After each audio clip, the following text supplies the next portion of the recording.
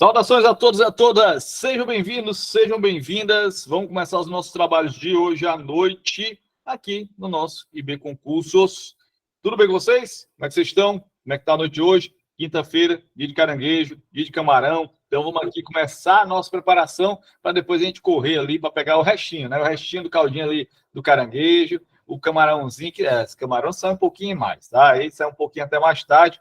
Mas hoje é dia de a gente molhar as palavras, já começar a esquentar os tamborins para o nosso sextou de amanhã. Então, muito boa noite, estamos aqui com vocês, vamos bater um papo sobre algumas questões, corrigindo aqui o nosso simulado, para que você possa ter uma preparação para tudo aquilo que está no nosso radar. Olha só a arruma de coisas que nós temos aí preparado para vocês. E, gente, tem um conselho a dar para vocês, do fundo do coração. Para quem conhece um pouquinho do trabalho do professor Bruno Marques, para quem já sabe como é os meus posicionamentos, tá? Eu sou muito transparente, muito direto, tá? E por isso que a gente casa tão bem aqui com o IB Concurso, por isso que a gente entende e é abraçado também pelo trabalho, tá? Por quê? Porque, meus amores, a gente tem aqui, tá? Um monte de coisa para a gente trabalhar, um monte de coisa para a gente ver com relação à parte didática. Porém, Ednardo, te dou já essa resposta, tá bom? Pessoal, você que está muito, como é que posso dizer, inclinado, né, a essas perguntas, mas eu já dou a palavra para vocês. Meus amores, a onda está quebrando, tá? Quando estou dizendo a onda está quebrando, o que eu quero dizer com isso? Nós temos até 2025 uma onda muito grande com relação a concursos públicos no estado do Ceará e adjacências com relação à área do magistério, que é a nossa área.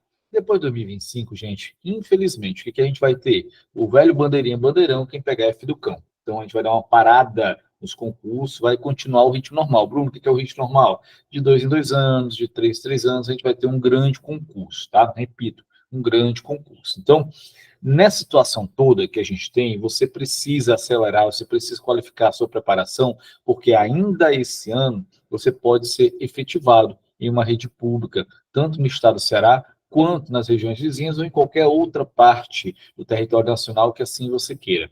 Basta você se qualificar, começar a se preparar e não depender da sorte. Bruno, sorte passa em concurso? Sim, assim como também a preparação. Tá? E o que é mais viável? Você contar com a sorte ou com a preparação? Com a preparação. A sorte é que ninguém ganha na Mega Sena. Tá bom. Eu, por exemplo, sou uma pessoa que sou doido para ganhar na Mega Sena. Eu só tenho um problema, só não jogo. Então fica mais difícil, tá?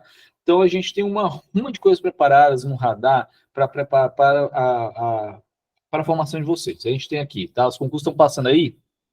E aí, galera que está no meu back aí, por favor, tá? Volta lá primeiro para a gente falar dos concursos que ainda estão abertos, que vão se abrir, tá? Olha só, a gente tem já no monitoramento, a gente tem aqui, tá? Pacatuba, temos Nova Olinda, são cantos distintos, tá? Mas o que eu digo para você? Se você puder arriscar, se casar com o teu projeto de vida, faça concurso aonde você conseguir, porque o importante é você ter algo fixo. Ficar hoje eu estava conversando com a professora das minhas filhas, tá? A chamada, não sei se vocês viram a chamada, né, que eu fiz no Instagram, eu tava com as minhas filhas, tá? Então, toda vida eu deixo elas, eu as pego, é uma coisa que eu gosto muito de estar perto delas, aproveitar e qualificar muito esses momentos. E hoje eu estava conversando com a professora das minhas filhas, que ela, inclusive, foi aluna aqui do IB e passou em concurso, tá?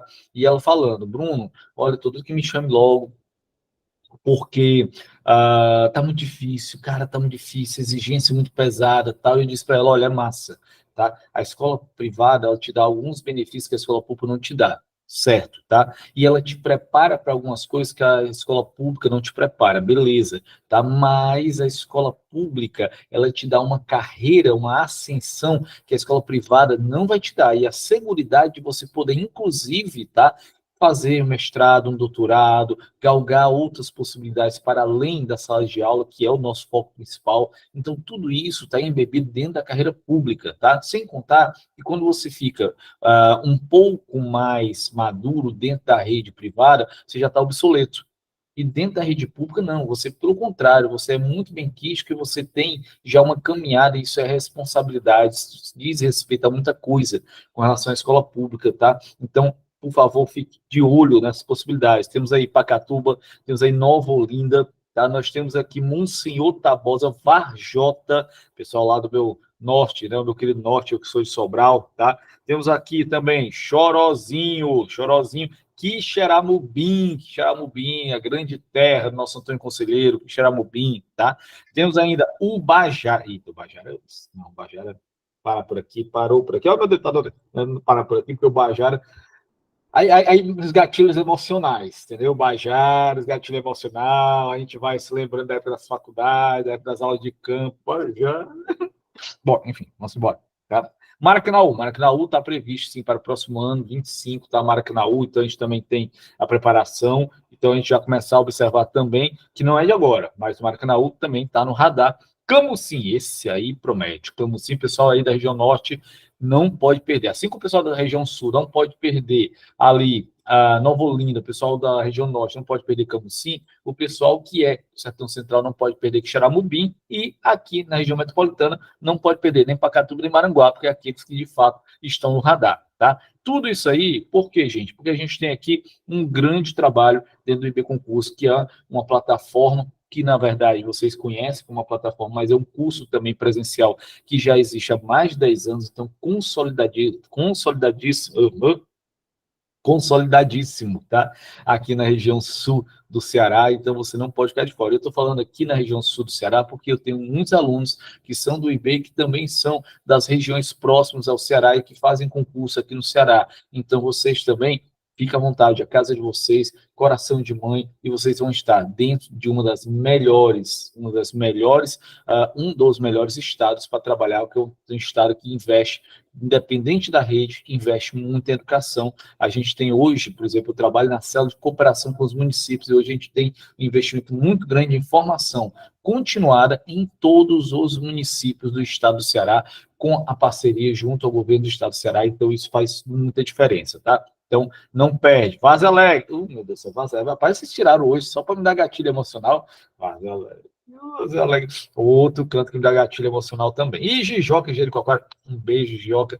Oh, meu Deus do céu. Jijoca é o pior canto para você fazer concurso que existe, é Jijoca. Por quê, Bruno? Porque você vai sempre ficar naquela, se você vai para a praia ou se você vai dar aula. Todo dia você vai querer um atestado médico para poder faltar, para poder ir para a praia, porque bem pertinho é Jericoacoara, lógico, tá? E aí você sempre vai ter essa história, vou para Jeri, vou dar aula, vou para Jeri, vou dar aula. Aí você fica, né, meio tenso, mas primeiro tem que dar aula. Primeiro a obrigação, depois a devoção. Então, vai dizer a minha avó. Então, por isso você não pode perder, tá bom? Então, gente, é sobre isso, tá? É um prazer estar aqui com vocês, é um prazer estar batendo esse papo com vocês e, lógico, também ter essa oportunidade, tá? Com mais, só esse ano, mais de 200 alunos aprovadas nos vários certames na área do magistério. Você tem aqui primeiro lugar em Barro, volta aí, volta primeiros lugares, tá? Primeiro lugar em Granja, primeiro lugar em Barro, olha, primeiro lugar em Barro, tá? O que mais? Banca UPA lá, tá? Universidade Patativa da Serra, que tá vindo com muita força. Então, Grande, em primeiro lugar, olha só que maravilha, tá? A Carla, desculpa, a Aline Carvalho, tá? Temos Granja, tem aprovação também em Abaiara, temos aprovação também em Iguatu, temos aprovação numa Ruma de Canto, eu acho isso uma maravilha, mostra a seriedade do IB com vocês, com as parcerias, não é qualquer pessoa que chega aqui do IB, não é qualquer doidinho dos pão que vem para cá, para bater o papo com vocês, porque obviamente a gente tem que ter uma qualidade no nosso trabalho, no nosso serviço, e eis a gente aqui, tá bom? Vamos lá, vamos continuar aí. Está aqui nosso Ionaldo, tá? Nosso parceiro, está conosco aí. Uma maravilha, meu patrão, viu? Respeito meu patrão. A pessoa é forte, a empresa é forte. Nossa programação, meus amores, quem está conosco aqui e vai se preparar, nós estamos montando, tá, um programa muito especial, que é a didática do zero, tá? A didática do zero, por quê, Bruno? Porque eu sei que tem muita gente, cada vez mais, lógico, eu rodo aqui no estado do Ceará, eu rodo muitos cursinhos, tá, na capital, e assim, o público está se renovando, tem muita gente saindo agora da academia, tá, e tentando certame, aproveitando essa última onda grande de concursos, tá, e a galera que não tem tanta firmeza assim. A galera que está saindo da faculdade, a gente sabe que a faculdade é uma coisa, o campo é outra, concurso é outra, então a gente tem que saber balizar esses assuntos. Então a gente vai estar com um curso zero, zero, zero, didática do zero, 10 encontros de didática do zero, falando parte de legislação, a parte principal dos conceitos e dos processos educacionais, para que você possa, a partir de então, ter a base, para que você possa pleitear qualquer certame na área do magistério. Então, é esse compromisso que a gente vai trabalhar com vocês. Olha, você não vai olhar agora, tá, para uma questão de Valon, Vygotsky, Piaget e saber o quê? Saber nada, porque na faculdade, infelizmente, é muito longe. Você não vai olhar para uma questão sobre teorias da aprendizagem ou tendência pedagógica boiando, porque você não sabe do que eles estão falando. Não, aqui a gente vai pegar na sua mão e dizer, olha, isso aqui tem a ver com isso aqui você até viu na faculdade, mas você não viu à luz de certame, à luz de concurso público, e a gente vai te dizer aqui como é que isso vai reverberar no teu certame na área do magistério, tá? Então, aqui, várias partes, vários elementos com relação à didática que a gente vai estar trabalhando com vocês e chamando a atenção, meus amores, vamos lá, tá? A gente tem aqui um processo grande, tá? Com os cargos de professor, educação infantil, anos iniciais e anos finais, as licenciaturas. Vê só, você que é licenciado, nós temos aqui duas informações para vocês, vocês não podem ficar fora disso, tá? Vamos lá, licenciado, você vai ter um compromisso conosco aqui no IB Concurso a partir da segunda metade desse mês, que sairá o edital para professor temporário do estado do Ceará, ou seja, para o banco de temporários. Por quê, Bruno? Porque a partir do próximo ano, você, que é temporário ainda do estado, só poderá ingressar no estado, mesmo com temporário, se você estiver no banco para professor. Então, você precisa fazer esse banco, você precisa ter as condicionantes mínimas para entrar nesse banco e a gente vai estar com vocês de mão dadas, tá? Então, o nosso primeiro compromisso é com o banco, então não perde essa oportunidade. Mas eu chamo a atenção também para todo mundo aqui que tem a oportunidade, por quê? Porque ainda também esse ano vai sair concurso para o Rio Grande do Norte, professor efetivo, licenciado específico para o Rio Grande do Norte. Atenção, a nossa governadora Fátima, ela vai estar lançando o edital ainda no segundo semestre, então você não pode ficar fora dessa, ficar esperando o edital bater na tua porta para tu começar a correr. Galera lá está correndo atrás, a gente vai correr atrás aqui também para a tua preparação. Bruno, o didático do zero, ele vai cobrir isso aí também? Também. Logicamente, quando sai o edital, a entidade didática do zero, depois a gente afunila para as áreas mais pontuais que o edital ou que a banca, que será quase certeza, tá? Porque historicamente a Universidade Federal do Rio Grande do Norte, tá? Minha querida Universidade Federal do Rio Grande do Norte, porque eu sou mestre pela Federal do Rio Grande do Norte, então tenho muito carinho por ela, tá? É lá onde você vai ter a banca, é lá onde você terá o teu espaço garantido para passar e ser efetivo na região, tá, do Rio Grande do Norte, lá do estado do Rio Grande do Norte, tá bom? Dito isso, central de vendas aí, você vai entrar em contato com a nossa central de vendas, vai ficar tudo bonitinho, cheirosinho, e aí bate papo com a galera, que a galera facilita demais tudo que você tiver, tudo que você precisar, a galera facilita, tá? Faz no boleto, faz no cartão, faz do jeito que você quiser, no Pix também, faz tudo aí que vocês conseguem. Vamos lá? Vamos para cá? Então vamos trabalhar aqui, vamos começar os nossos bate-papos de hoje.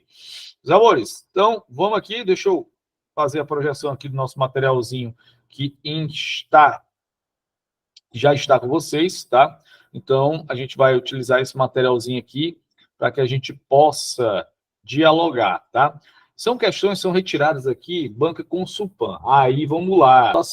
Não, concurso geralzão, a gente tem outro, tá? O Ivanildo, pois não, Ivanildo, por favor, fica à vontade, meu querido, tá?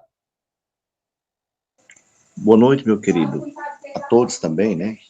A pergunta é em relação... o momento agora é didático, e em relação a essa contratação temporária do Estado do Ceará, ela está breve? Você sabe, assim, definir, assim, com êxito, assim, para nós? Desde já, obrigado. Ivanildo, o que acontece, tá? A gente tem um banco, tá? Esse banco, ele vai ser formado, o edital sai agora no segunda quinzena, já era para ter saído 31 de maio. 31 de maio.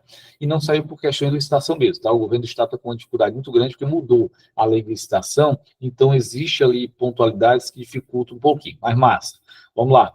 E aí, o que você vai ter? Você vai ter aqui o edital saindo agora na segunda quinzena. Então, quando que ele vai ter a composição, mas só vai valer para 2025. Todos os contratos em vigência continuam até a finalização do ano. Próximo ano, a contratação, ela virá através da seleção, que, desculpa, da seleção que vai estar lá sendo oficializada. Então, você vai, primeira coisa, garantir, né? Só será colocado quem está lá, quem de fato está lá. Segundo, vai ser respeitado o critério de classificação. Então, por exemplo, você, tá? O Ivanildo, por exemplo, ele tirou a primeira colocação, dá um exemplo aqui, não sei nem qual é a vossa área de formação, mas vamos lá que você tirou a primeira colocada em matemática. Então, assim sendo, você vai ter a preferência na lotação de matemática e a partir daí você não poderá ser lotado outra pessoa. Ah, Bruno, eu quero então as 200 horas numa escola de educação profissional que tem aqui perto de casa. Vai ser respeitado isso aí, você vai ser lotado e só a posteriori é que o segundo, terceiro, o quinto, o décimo, o 20º será lotado, então vão seguir essa linha de classificação, tá bom? Então, é uma seguridade muito interessante. Agora, infelizmente, continua a mesma relação contratual, que é aquela relação esdrúxula, vamos dizer assim, de certa forma, que são a contratação por tempo determinado, 200 dias de efetivo trabalho pedagógico, tá? Sem direito a nada, né? Sem direito a STC, sem direito a um monte de coisa que, infelizmente, acaba, de certa forma, fragilizando. Mas, pelo lado bom, vamos dizer assim, que é pelo menos uma paridade aproximada do temporário com o nível 1. Então, vamos lá, tá? Deixa eu cair para dentro aqui, dá para a gente começar aqui a bater esse papo, começar aqui a dialogar com relação às nossas questões, tá? Opa, pronto, tá? Vai ficar meio ruimzinho hoje, porque eu tô com o dedinho machucado, negado, aí lascou, tá? O dedo machucado aqui, de certa forma, ele meio que atrapalha, não totalmente, tem nada a ver, né? Mas meio que atrapalha, meio que atrapalha aqui, muitas vezes, para eu conseguir. Tá aí, ó. Ah, nossa. Gente, peraí, eu tô com dificuldade aqui para poder acessar a caneta aqui, porque tá dando. Peraí. Ai, meu Deus. Deixa eu só. Ai, não consigo nem passar por causa do dedo. Aí fica difícil. Amores, espera aí, vai dar certo, tá? Deu uma travada aqui no meu. Pronto. Eu só ligar e desligar aqui. Vocês me esperem aí, pelo amor de Deus, sai não. Vou só aqui tirar aqui, tá? Para a gente conseguir passar aqui, só um jeitinho.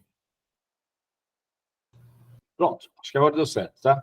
Tive que mudar aqui uma configuraçãozinha que estava dando um rebote na minha janela aqui, mas acho que está de boa agora. Vamos nós, tá? Pronto, muito bem. Agora vai dar certo. Meus amores, vamos lá, tá? Quando a gente coloca aqui a primeira questão, tá? Diz assim que a psicologia da educação é uma sub-área do conhecimento psicológico, que se dedica à compreensão e análise dos fenômenos psicológicos envolvidos no processo educativo. O John Dewey, por sua vez, desempenhou um papel fundamental na aplicação da prática da psicologia nesse contexto. Em 1894, estabeleceu o primeiro e mais influente laboratório de psicologia educacional dos Estados Unidos, tá? Localizado na Universidade de Chicago. Posteriormente, continuou a desenvolver suas inovadoras ideias da Universidade de Columbo, deixando um legado rico em conceitos e abordagens significativas que para a área. Dewey afirma que, 2 pontos, vamos lá, tá? O que a gente precisa entender aqui, pelo menos nessa primeira questão, é o seguinte, o Dewey, a gente precisa sacar que ele não é cognitivista, tá? Então ele não vem dentro daquela seara diretamente linkada a Valon, Vygotsky, Piaget, ele não é o que a gente vai chamar de cognitivo nesse sentido, tá? Ou aquilo que eles vão chamar, tá, de psicogenética. Eles não são dessa área, não é dessa área, tá? Ele está um pouquinho antes, mas sim, ele fez parte um pouquinho também dessa transformação dentro do advento, tá, da educação e é um precursor em outra área que é exatamente a educação numa perspectiva mais nova, numa perspectiva que saía do tradicional e entrava numa educação experimental, uma educação que traz o aluno para o foco, traz a própria escola para um novo conceito de educação, uma educação que vai tentar ao máximo dar essa oportunidade a todo mundo. Então, o processo que liga o Dewey está intimamente ligado a uma transformação desse processo ou dessa educação e que automaticamente essa educação ela passa a perceber o sujeito como um sujeito que em si tem perspectivas próprias, tem relações próprias de pensamento, sociedade, conceitualizações e que constrói experimentações próprias, mais uma vez, tá? Ele não é do processo cognitivista, ou seja, aqueles autores como Ballon, Vygotsky e Piaget, eles vêm numa seara a posteriori, mas tem como ideia inicial o Dewey, tá? O Dewey participa dessa ideia. Então, uma das tarefas mais importantes da escola é a de desenvolver as habilidades de raciocínio das crianças. Então, olha só, ele pensa aqui que o principal ponto é o desenvolvimento apenas do raciocínio da criança, tá? Sendo que o processo da educação, ele não vai estar apenas focado no raciocínio, apesar que esse raciocínio sim faz parte, mas o Dewey, ele vai observar uma educação mais plural. O raciocínio, ele por si só, já era comum ao tradicional. Eu quero agora um processo mais plural de educação, um processo onde eu possa desenvolver o sujeito para além do raciocínio, o físico, o social, o psicológico. Então, eu abro um pouquinho mais o olhar, vamos dizer assim, com relação àquilo que a escola é possível e é capaz com missão, tá? Então, na letra B, um dos meios para evitar o aparecimento de sintomas neuróticos seria oferecer uma educação não repressiva, que respondesse aos questionamentos da criança à medida que eles fossem surgindo. Bom, vamos lá. Nem ao céu, nem ao inferno, tá? Também não vai ser algo tão lasto assim, por quê? Porque essa ideia aqui de sintomas neuróticos, ou aparecimento de sintomas neuróticos e o combate deles a partir de uma educação não repressiva, isso beleza, até que dialoga um pouquinho com o pensamento tradicional, tá? Ou seja, uma contraposição do tradicional. Mas aqui a gente já vai para a psicanálise, e a psicanálise ela é freudiana, então ela não é uma contribuição de fato do Dewey, mas sim uma psicanálise que aí você tem não só o Freud, mas também como o Jung. Então, esses dois sim vão falar dessa possibilidade de uma educação menos invasiva, uma educação que ela não vai ser tão agressiva assim, tá? Então, a letra... Aqui tem que ser a letra C, né? Não é A, não. É C. A educação não deveria se limitar aos saberes necessários para um exercício profissional específico. Bom, de fato, tá? Mas não está linkado ao processo do Dewey. Ele não vai ter essa ideia, porém, apesar de também essa educação ter uma relação com o processo fabril, ter uma relação com o processo de aprendizagem. A letra D diz que a educação deve focar a criança em sua totalidade, enfatizando também a adaptação da criança ao ambiente. E, então, aqui, veja o processo de desenvolvimento da criança nos seus aspectos sociais, culturais, emocionais, físicos, dentro também de relacionar com o ambiente. Ou seja, só para lembrar, que quando a gente fala aqui de Dewey, a gente tem que lembrar uma coisinha antes do Dewey, tá? A gente tem que lembrar que o Dewey, ele relaciona-se com o processo da chamada Escola Nova, ou aqui no Brasil, que a gente vai chamar de pensamento, com o Manifesto dos Pioneiros da Educação. E esse pensamento da Escola Nova, tá? O pensamento dos Pioneiros da Educação, ele vai apregoar uma educação que ela vai ser pública, obrigatória e laica. Primeiro ponto, tá? Beleza, então eu dou a educação para todo mundo, é uma educação que é obrigatória, a partir do momento que eu oferto, eu tenho que obrigar você a assistir, já é um contrassenso, e você ainda vai ter uma educação laica, massa. Só que dentro dessa esfera, somado a tudo isso, eu tenho também uma outra pontazinha que tem que ser enxergada. Qual é ela?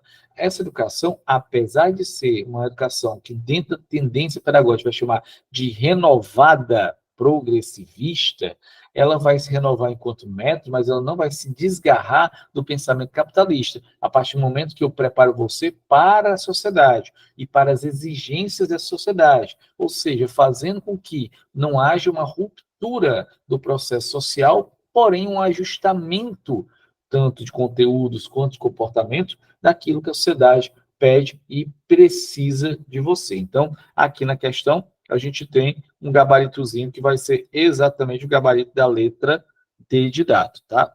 Pronto. Vamos lá. integram a estrutura curricular da educação infantil na Base Nacional Comum Curricular, chamada BNCC. Vamos lá. O que é a educação infantil? Olha só, é educação infantil. Gente, olha, chamar a atenção para vocês, ou chamar a atenção de vocês, tá? Para uma coisa bem bacana que a gente está percebendo. A educação, ela está migrando, vamos dizer assim, muito fortemente, tá? Para a educação infantil. Você tem que pensar o seguinte, cuidado, tá? Você tem que pensar o seguinte, a educação, ela está numa outra perspectiva. Durante muito tempo, a gente fez um processo muito forte com relação ao ensino médio, mas continuamos fazendo, o Bolsa Família, e agora você tem o pé de meia. Você tem um segundo ponto, que é o fundamental, também estamos fazendo um esforço muito grande com relação ao tempo integral no ensino fundamental, mas os próximos momentos, o processo será de investimento muito forte dentro da educação infantil. Prepara, porque agora a hora é de começar a enxergar a educação infantil como ponto fulcral para o desenvolvimento e para as garantias de acesso e permanência desse aluno. Então, vamos lá. Aquilo que a gente tinha anteriormente, que tem, inclusive, na Lei de Diretrizes Básicas de Educação, assim, olha, pré-escola é uma etapa, tá? Uma fase que ela é ofertada, tem que ser ofertada pelo ente federado, tá? E é obrigatório a partir apenas do quarto, quinto ano, pré-escolar, desculpa, tá? Creche, 0 a 3 anos, de oferta obrigatória, mais matrícula facultada, 4, 5 anos, que aí sim pré-escola, que aí você vai ter de oferta e matrícula obrigatória. Cuidado, por quê? Porque agora vai ser muito mais incisivo, tá? Ser incisivo no sentido de quê? No sentido que se hoje eu oferto a creche, você não é obrigado a matricular a criança, mas a partir do momento que você matricula, será exigido a sua presença mínima em 60% da carga horária. Então, talvez a gente tenha uma mudança em termos de perspectiva com relação a isso, ok? Então, vamos para cá. Bom, integra, então, o processo da educação, os direitos e aprendizagem, né? E aí você tem as competências pedagógicas também, você tem habilidades pedagógicas, as sugestões, né, didáticas, beleza. Na Base Nacional Comum Curricular, quando a gente fala, de fato, da educação, quando a gente fala aqui do processo da educação, eu estou falando nada mais ou menos do que, antes de mais nada, ou acima de tudo, tá? Do direito de aprendizagem. Educação infantil é direito de aprendizagem. Então, não tem para onde correr. Falou de Base Nacional Comum Curricular, a gente precisa garantir na educação infantil os direitos de aprendizagem da criança. Bruno, quais são esses direitos de aprendizagem? Vamos lá, tá? Vamos relembrar. São 6. Brincar, conhecer, conviver, expressar, explorar, participar. Então, são 6 direitos de aprendizagem da criança e cada vez mais vão tornar-se mais presentes e comuns dentro da nossa seara. Então, aqui a gente tem, deixa eu ter letra A de amor como gabarito da questão, tá? Vamos para aqui. Terceira questão. Lê as características abaixo. Apresenta objetivos mais amplos e atinge uma população mais extensa que a avaliação da aprendizagem em sala de aula. Opa, legal. Pode apresentar análises mais profundas e mais consequentes para as práticas pedagógicas. Aplica-se ao acompanhamento da aprendizagem no âmbito de redes públicas municipais e estaduais de ensino. Pode ser também no âmbito internacional, o exemplo é o PISA. Beleza, então, o que eu estou falando? Eu estou falando aqui de uma avaliação. Massa. Que tipo de avaliação eu vou ter com essas características? A partir do momento, por exemplo, que eu falo de avaliação, olha só, PISA, eu sei que a PISA é uma avaliação internacional, ciceroneada, ou seja, ofertada pela OCDE, que é a Organização Mundial do Comércio, e que o Brasil é signatário dela, tá? Então, o Brasil ela abre as portas para que possa ser aplicado o PISA, para que seja aferida a condição de aprendizagem dos nossos alunos a nível de 14 anos, dentro da linguagem, da matemática, das ciências humanas, ciências da natureza. Os 4 campos de as áreas, vamos dizer assim, que são ofertados os saberes, que são aplicados o PISA, tá? Beleza. Então, eu tenho aqui já um ponto. Ele também diz que é um acompanhamento de aprendizagem, rede pública, municipal, estadual, ou seja, sempre falando que é uma avaliação do tipo externa. Não estamos falando aqui de avaliação do tipo interna, feita pelo professor, tá? Então, de fato, o que nós temos aqui? Uma avaliação que a gente vai ter, enquanto característica, uma avaliação tipo larga escala, sistêmica ou externa. Por isso, a terceira questão, ela é a letra A de amor.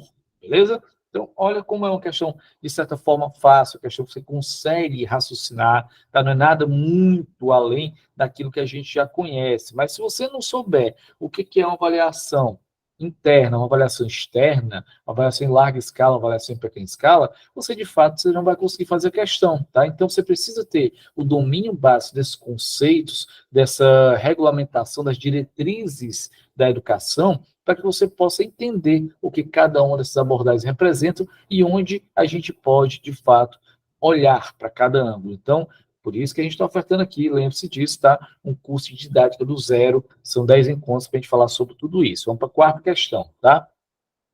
Os projetos pedagógicos da educação infantil, de acordo com os estudos sobre o tema, podem ser desenvolvidos com base nas seguintes estratégias.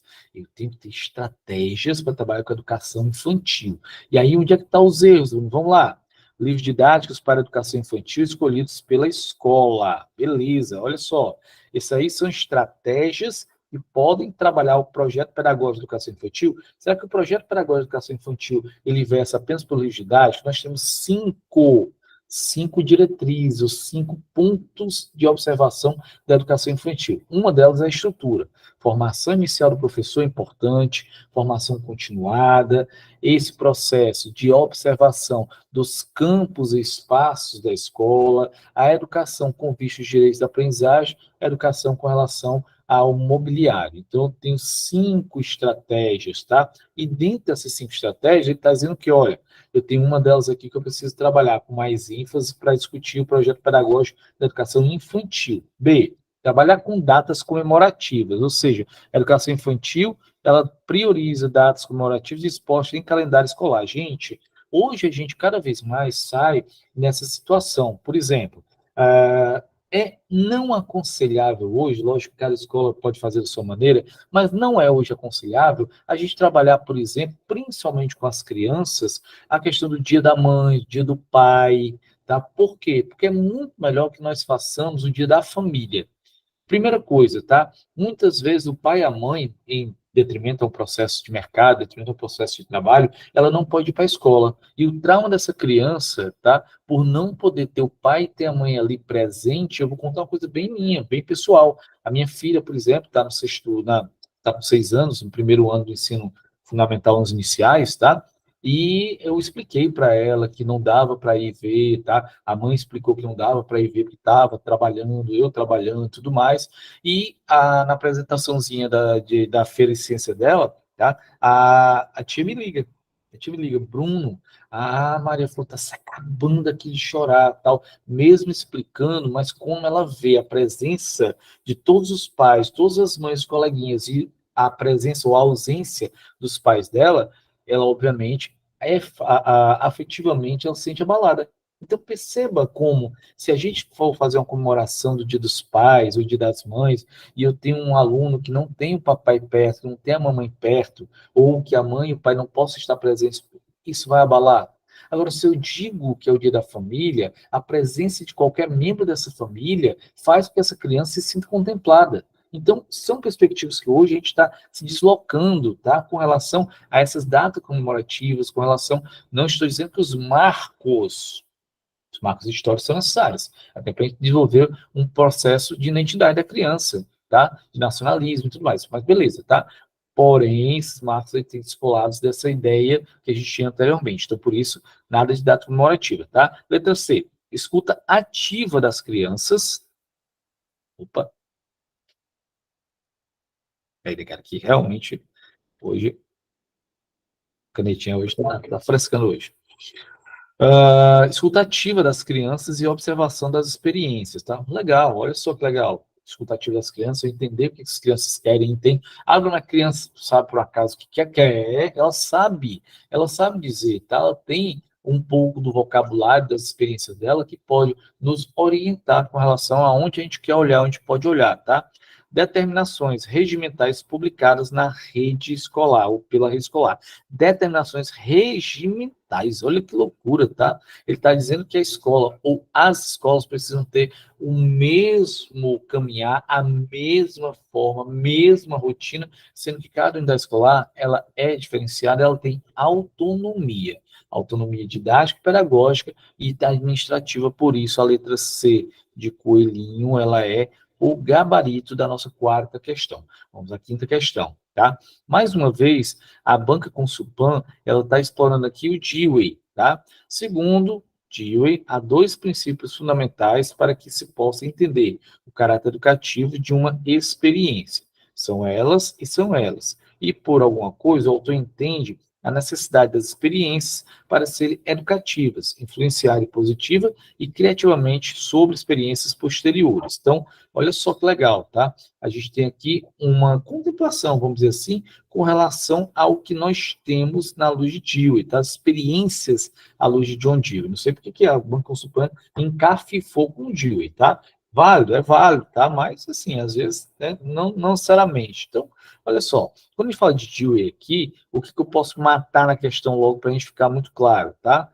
Por alguma coisa, o autor entende a necessidade das experiências para serem educativas e influenciarem positivo e criativamente. Por ideia aqui, eu boto continuidade, tá? Aqui da possibilidade que eu tenha continuidade, interação, brincadeira e interação, tá? Aqui a gente tem duas situações, ó. Por alguma coisa significa dizer que em algum momento aqui ela se repete. Por quê? Porque ele cita uma, cita outra e ele dá ênfase aqui, tá? Então, ele enfatiza que uma dessas duas é essa daqui. E aí a gente vai para a ideia aqui, ó. Tá vendo? Como ela se repete, ó. Tá? Então a gente precisa saber o que é o que. E aqui só cabe continuidade e interação, e por continuidade, essa fluência do processo criativo que nós temos dentro das brincadeiras, interações, relações. Lembrando que quando a gente fala de interações, aqui interações, tá? E brincadeiras, não é Dewey não, tá? Interações e brincadeiras é quem, Bruno? Quando a gente fala de interações e brincadeiras aqui, é base nacional comum curricular, tá? A nossa basezinha, calma. A nossa basezinha, tá? Que ela vai falar de brincadeiras, tá? E interações. O bicho tá no automático ali, olha, tá arriscando sozinho. Mas que loucura. Vamos lá. Então, aqui que eu falo de interações e brincadeiras. Então, muita hora nessa calma, muita calma nessa hora, tá? A gente tem aqui essa situação de a quinta questão, tem muito o que fazer aqui, de fato, tá? É um entendimento mais pontual, e aí você vai ter como aqui, desenha a letra A, tá? Como um gabarito. Sexta questão. Lê a citação abaixo, tá? É a descoberta das coisas por si mesmo e envolve a livre exploração de objetos não estruturados como colher, pegadores, mais uma vez o bicho aqui entrando no automático. Peraí. Hoje tá uma benção. Deixa eu ver se eu consigo aqui, gente, só recarregar aqui, peraí. Pronto. Acho que melhorou qualquer coisa.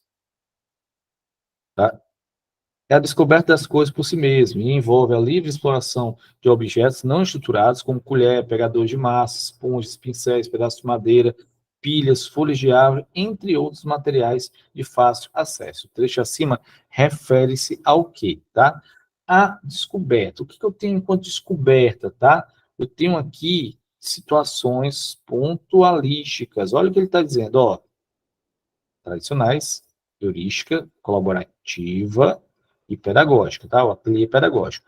O trecho acima se refere ao quê? É isso que ele está trabalhando na questão, tá? Então, aqui, as brincadeiras tradicionais, elas dão uma ideia, tá? Da descoberta por si mesmo, envolve a livre exploração dos objetos não estruturados, como colher, pegador de massa, esponjas, pincéis, pedaços de madeira? Não. As brincadeiras tradicionais, elas não trabalham com esse processo, elas são diretivas, tá? Ela não deixa o aluno, porque quando a gente fala de brincadeiras, a gente tem que ter tempo em mente, tem sempre ter em mente, tá? Brincadeiras, ela pode ser brincadeiras que a gente vai chamar de brincadeiras espontâneas, ou brincadeiras que também a gente vai chamar, tem essa possibilidade de chamar, tá? De brincadeiras do sentido, tá? De brincadeiras dirigidas. Bruno, o que são brincadeiras espontâneas e o que são brincadeiras dirigidas? Quando eu falo brincadeiras dirigidas, é quando a gente dá regras à brincadeira, tá? Por mais que seja brincadeiras da educação infantil, mais regras a essa brincadeira. Quando eu falo de espontânea, eu estou dizendo que a gente, por exemplo, dá uma massinha a essa criança, a partir dessa massinha, ela vai explorar, ela vai brincar. Quando eu dou um papel, ela vai riscar, ela vai pintar. Então, é o que a gente chama de heurístico. Então, brincar heurístico, brincar espontâneo e livre. Então, aqui B de bola, gabarito da questão, tá? Vamos para a 7ª questão, que aqui a gente já está trabalhando, tá? 5ª questão, resposta letra B de bola, tá? Adriana, 5ª questão, letra B de bola. Deixa eu só subir aqui para te mostrar. É? B de bola? Ah, desculpa, letra A. 5ª questão, letra A.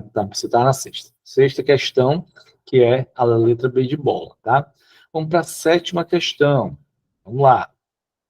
Leia a citação abaixo. É um conceito central na discussão de políticas educacionais no Brasil. Que conceito é esse, hein? Conceito central na educação no Brasil é muito amplo, né? Ou seja, não deixa a gente, de fato, ter um norte ainda.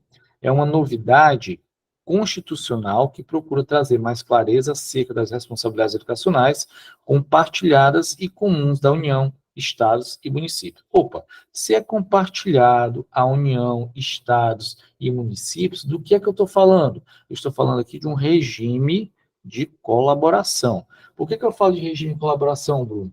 Porque dentro das políticas públicas, tanto educação, saúde e segurança pública, eu tenho áreas muito amplas. A educação é muito ampla. Estou falando aqui de 2 níveis, estamos falando aqui de 3 etapas, estamos falando de etapas com fases, estamos falando de 10 modalidades educacionais. Então, olha a abrangência dessa educação. Então, para que essa educação ela possa fluir de maneira mais clara, eu preciso responsabilizar e fazer um processo de escaloneamento por cada ente federado. Lembrando, quando a gente fala de município, o município ele oferta educação infantil e fundamental, o Estado ele faz a oferta prioritariamente, não unicamente, tá? De ensino médio e também fazer com que seja regulamentado que funcione o ensino fundamental, prioridade médio e fundamental ser regularizado, ser ofertado, e a União, que ela fica com o ensino superior e técnico, tá? Então, aqui a gente tem já mais ou menos um desenho que a gente tem, por isso a letra A de amor na 7ª questão é o que nos garante o gabarito dela. 8ª questão. O projeto político-pedagógico assinar as alternativas abaixo sobre esse projeto político-pedagógico. Vamos lá. O PPP é um documento identitário da escola, tá? Gente, o PPP, eu posso dizer que é um documento identitário da escola? Lógico que sim, tá? Posso dizer que ele é um documento identitário? Posso, por que eu não posso dizer? Ele é a alma, já que ele é escrito de forma plural. Quando a gente fala de forma plural, é subentende, tá? Com a participação de todos os envolvidos. Professores, alunos, comunidade, trabalhador da educação, núcleo gestor. Então, ele é plural. Sendo plural, ele é a voz, ele é a massificação da voz existente dentro da escola, tá? Então, sim, ele é alma, ele é verdadeiro aqui, tá? 2. O PPP é um documento construído exclusivamente pela equipe gestora. Falciane, acabei de falar, lógico, tá? Não teria que falar. 3. Podem participar da elaboração do PPP representantes de pais ou responsáveis da comunidade externa à escola, dentre outros atores. Com toda certeza, quanto mais gente de convidar, maior a certeza que nós estamos versando com relação ao que a escola quer, identidade dessa escola. 4. No PPP é importante contexto, estudo sobre dimensão socioeconômica dos estudantes e seus familiares, tá? E aí, talvez esse ponto aqui te chame uma atenção, tá? Por quê, Bruno? é importante eu ter uma dimensão socioeconômica dos estudantes? Lógico que é. Por quê? Porque essa escola, se essa escola pretende de fato ser uma escola identitária da comunidade, eu preciso saber que comunidade é essa, tá? Então, aqui, em algum momento, eu preciso saber que comunidade é essa, de onde eu estou falando, a ideia que eu quero gerar com relação a essa comunidade, tá? Então, eu preciso dar um exemplo bem prático aqui para vocês, tá? Para vocês entenderem o que eu estou falando, tá? Não necessariamente PPP, mas sobre educação. Tá? Hoje eu estava conversando com uma colega minha, né, que assumiu a superintendência de escola, ela já era superintendente de uma escola regular, escolas regulares, né, e foi para uma escola de educação indígena. E aí ela falando tal, de algumas cobranças, disse, olha, peraí, calma, puxa o freio de mão, porque você está dentro de uma outra escola, de uma outra realidade, com uma outra proposta. A escola regular, ela tem uma proposta X, a escola indígena tem uma proposta Y, ela atende a proposições diferenciadas por conta da própria natureza dela. Lógico que o processo final sempre vai ser aprendizagem do aluno, mas eu não posso fazer as cobranças a uma escola indígena a mesma que eu tenho de uma escola de educação profissional. Por quê? Porque, primeiramente, a identidade ou a função social dessas escolas, elas são diferentes. É mesmo que o PPP. Então, o PPP ele vai falar com relação à função social dessa escola, que A é uma, que B é outra. Por isso, sim, eu preciso entender também as relações socioeconômicas dessa própria escola, por isso ela também é verdadeira, tá? Eu tenho aqui, então, a 1 verdadeira, a 3 verdadeira, a 4 verdadeira, eu tenho a letra A de amor como sendo a gabarita da questão. Vamos para a 9ª questão. Leia a citação abaixo. Documento que reúne a coleção de trabalhos, de atividades feitas por cada estudante. O principal objetivo, portanto, é acompanhar o processo de desenvolvimento do aluno. Na educação infantil, o portfólio pode ser utilizado como um recurso de avaliação da aprendizagem. A descrição acima refere-se a, vamos lá, tá? Olha que legal. Quando a gente fala aqui de avaliação, a gente vai cair num ponto legal que é a avaliação. Basicamente, ele responde à própria questão, porque se bota aqui, não vou nem fazer muita alusão ao gabarito, não, porque portfólio, você vai aqui no portfólio coletivo e acabou a questão. Tá? Você não vai bater cabeça com isso, não, pelo amor de Deus, tá? É quase uma questão de liga os pontinhos, desculpa a palavra, leva o coelhinho através do labirinto até a toca. Você sabe, tá? Só que aqui tem mais coisas para a gente pensar. A gente tem o seguinte, olha, quando a gente fala de avaliação do tipo formativa, ou seja, que compreende o processo desse aluno, eu posso fazer isso de várias formas. Posso fazer uma avaliação do tipo formativa, utilizando para isso, tá? Exames. É o mais aconselhado, Bruno? De maneira nenhuma, tá? Mas posso, tá? Eu posso fazer através de levantamentos orais. Posso também, tá? Arguições orais, de debates, tá? Tudo isso são possibilidades. Bruno, eu posso fazer através aqui, tá? De portfólio também, posso fazer portfólio. Eu, por exemplo, professor Bruno Marques, tá? Eu sempre gostava de trabalhar com os meus alunos, portfólio. Bruno, como assim, portfólio? Eu fazia o seguinte, fazia um processo de seleção, tá? Fazia o processo de seleção dos meus alunos, eu ia passando para eles, ó, toda aula minha, tá? Sempre vai ter uma atividade. E toda atividade vocês precisam fazer. E no final de tantas aulas, eu vou olhar para o que vocês produziram, tá? E aí sempre fazer esse acompanhamento com eles. Então, eu fazia sempre um cabedal de portfólio com os meus alunos, acompanhando a produção deles, tá? Então, sempre vai ser dessa maneira, beleza? Então, aqui, desculpa, a 9ª questão, a letra D de dado, não tem muito o que falar, não, ok? Para cá, deixa eu ver aqui. A Monique está perguntando, depois alguém coloca o gabarito do grupo, por favor? Sim, tá? Na 10ª questão eu vou dar um tempo, vou revisar o gabarito, vou colocar aqui, tá? Para que vocês possam acompanhar, beleza? Davi Cordeiro. Professor, a seleção do Estado será para 200 horas? Não, a seleção do Estado ele vai ser para composição de banco. Ou seja, a forma de contratação, ou seja, a quantidade de horas, vai depender da sua vaga. Por quê? Porque eu não posso garantir, por exemplo, vou dar um exemplo que é esdrúxulo, mas vamos lá. Eu não posso garantir que lá na CEFOR 3, aqui em Fortaleza, por exemplo, tá? Eu tenha 200 horas de arte, o primeiro colocado. Não sei. Você pode fazer para componente curricular para arte, mas eu só tenho em toda a CEFOR 3, não estou dizendo, estou dando um exemplo esdrúxulo, tá? Em toda a CEFOR 3, eu só vou ter 70 horas. Então, você vai passar, você vai ficar primeiro colocado da seleção, mas você vai ter um contrato de acordo com aquilo que temos com relação à carência, tá? E a carência nesse momento seria 70 horas, então você seria contratado apenas por 70 horas. Então, não é a relação de horas, tá? Vai ser o teu banco, a tua colocação, e aí você assume a partir de então aquilo que tem de carência dentro da rede, ok? Vamos aqui para a nona questão, vamos para a 10ª questão que eu falei para vocês. 10 questões, eu dar um tempo, a gente vai botar aqui o gabaritozinho, depois a gente retorna, tá? Para as últimas 10 questões. Até aí, tudo bem, meus amores? Está conseguindo acompanhar com mais tranquilidade, com uma parcimônia? Tem dúvidas, tá? Vamos aí. 10 a gente para aqui e a gente vai dialogando devagarzinho, tá certo? Vamos para cá. Espera aí.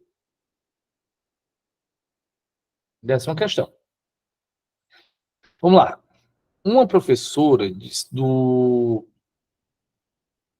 é quinto ano, tá, gente? Vocês entenderam que é quinto ano, né? 50 anos eu acho assim que né, é muito anos, né? Muito tempo, né? Então é quinto ano, tá? A tia do quinto ano do ensino fundamental, preocupada com a ambientação da sala de aula, decorou o espaço com produções dos alunos, impressões de obras de arte, de artistas nacionais e internacionais para a produção de releituras e ampliação de repertório, produções artísticas dos estudantes, textos e combinados construídos coletivamente, gráficos de acompanhamento da turma contendo perguntas como: o que sei sobre esse tema? O que gostaria de saber sobre esse tema? Com respostas dos alunos. Todas as atividades estão na altura dos estudantes, possibilitando a apreciação, convite à reflexão sobre as práticas experienciadas pela turma e a exposição dos seus autores à comunidade. Olha que legal, gente. Só essa descrição aqui já dá para a gente um forte indício do que eles vão estar aqui dialogando na questão. Por quê? Porque só essa tirada aqui, ó, vamos lá. Cadê? Todas as atividades estão à altura dos estudantes. Isso aqui significa o quê? Que a professora está pensando uma condição pedagógica muito mais ampla do que apenas o processo em si. Eu estou pensando também na ambientação, eu estou pensando também na comodidade, no sentido de, vamos lá, se eu quero gerar uma educação para a autonomia do aluno, eu tenho que propiciar a esse aluno poder, de fato, fazer, manusear e pensar as coisas sem precisar da intervenção de um adulto. Então, dentro das limitações dele, ele precisa ter acesso a tudo para que ele possa, a partir de então, dialogar. Então, muitas vezes, o que acontece? Os mobiliários em muitas escolas, eles não são pensados e não estão à altura dos alunos. Então, eu tenho cadeiras muito altas, eu tenho cadeiras, às vezes, confortáveis, eu tenho mobiliários que dificultam o aluno a autonomia de pegar um livro, pegar uma borracha, pegar um caderno.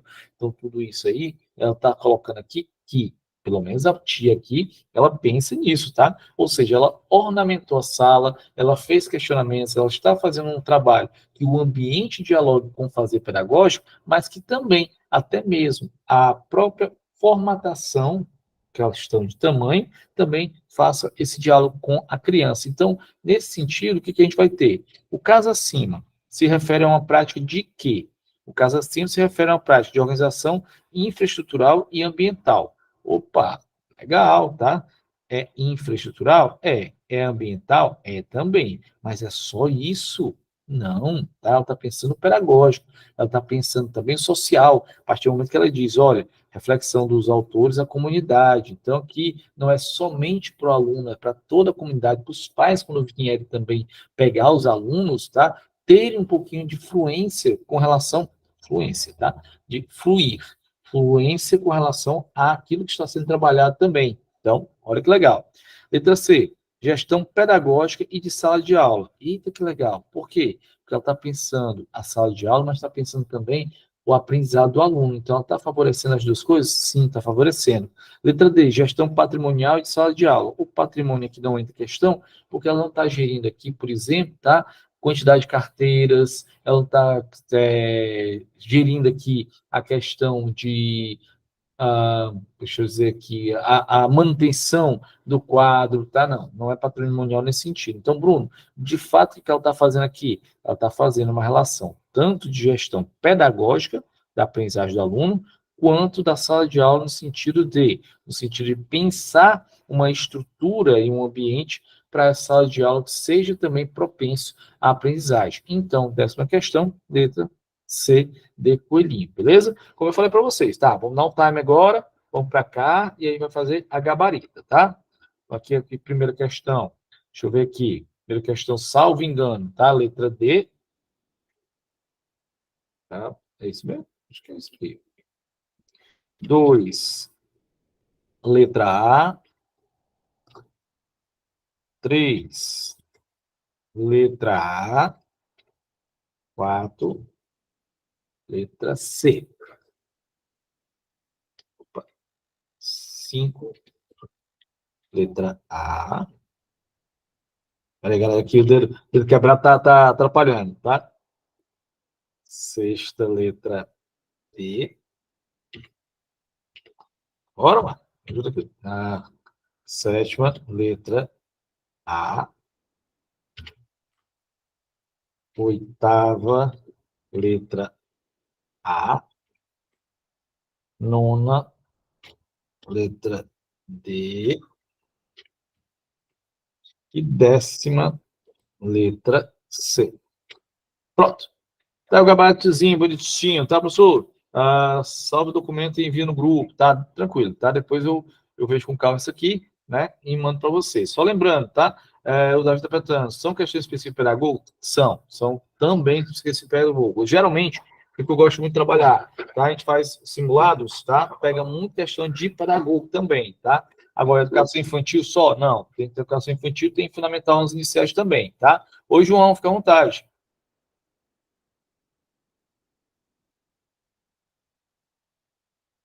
João? Note. Dúvidas, gente? Está aqui, 10ª questão, tudo ok? Podemos seguir? Vamos para cá. 11ª questão. Olha só. A lei 11.114 de 2005, tá? Tem como obrigatoriedade o início do ensino fundamental aos 6 anos de idade. Lembrando que essa lei, ela vai alterar não necessariamente apenas a entrada do aluno, tá? Ela vai alterar a estrutura. Por quê? Educação infantil, fundamental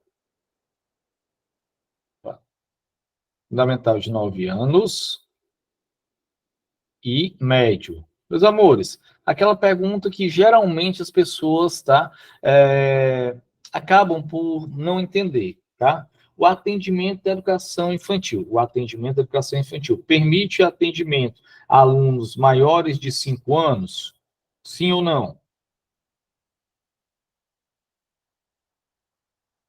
A lista está dizendo que sim, tá? Sim ou não, negada? A Aline está dizendo que não. Se resolve, pelo amor de Deus. É sim ou é não? A Gilcílio está dizendo que não, tá? Então, cuidado, muito cuidado. Por quê? Porque eu tenho duas facetas dentro do mesmo entendimento. Na letra da lei, o atendimento à educação infantil é de 0 a 5 anos. Beleza, tá? Porém, quando a gente vai para as diretrizes operacionais, a coisa muda. Eu tenho aqui alguém com a mão levantada, Alex, alguma coisa. Não deu tempo de ver, tá? Tem alguma pergunta aí, meus amores? Não? Beleza. Vamos caminhando, tá? Caminhando aqui. Para a gente chegar onde a gente quer. Vamos lá. Então, na Lei 11.114, o que nós vamos ter? Não vontade de dançar, desculpa, gente, tá? Foi um momento súbito aqui de dança. O que a gente vai ter? O atendimento é de 0 a 5 anos, porém a gente tem que se ligar ao seguinte: dentro das diretrizes operacionais, o aluno ele só poderá ser matriculado no ensino fundamental quando ele completar 6 aninhos. E quando esses 6 anos forem completados, até 31 de março. Quem fez a prova agora de Russas, por exemplo, com o Supan, tinha uma questão sobre isso, que versava exatamente com relação a essa data, que é a data limite, 31 de março, tá, Bruno? Por que a gente utiliza 31 de março? Porque a gente precisa ter uma dotação orçamentária. Eu preciso ter um agendamento, tá? Ou seja, é o que a gente chama aqui dentro da administração pública, da parte financeira, tá?